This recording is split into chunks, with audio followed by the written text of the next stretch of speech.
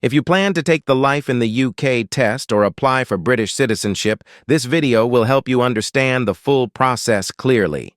Many people feel stressed because they do not know what to expect. The truth is the process is simple once you understand the steps. The Life in the UK test is a computer-based exam. It contains 24 multiple-choice questions. You have 45 minutes to complete the test. You must answer at least 18 questions correctly to pass. All questions come from one official book. The book is called Life in the United Kingdom, a guide for new residents. The questions focus on British history. They also focus on government values and everyday life.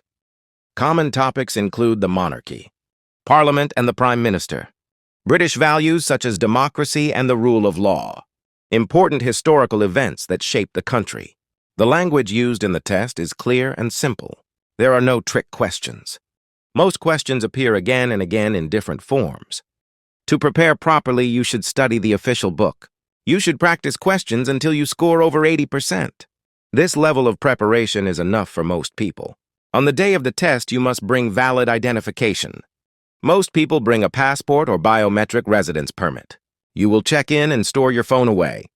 You will complete one practice question before the real test starts. After finishing the exam, you receive your result quickly. If you pass, you receive a certificate. This certificate is very important. You must keep it safe. Passing the Life in the UK test is only one part of becoming a British citizen. There are other requirements you must meet. You must live legally in the United Kingdom for a specific period. Most applicants need 5 years of residence. 1 full year must be with indefinite leave to remain or settled status. If you are married to a British citizen, the rules are different. You can apply after 3 years of residence. You do not need to wait 12 months after getting ILR. You must also prove your English level. Most people need B1 speaking and listening. The test must be from an approved provider. Before applying, you must prepare your documents. You need a valid passport. You need proof of ILR or settled status. You need proof of address. You need records of where you lived during the last 5 years.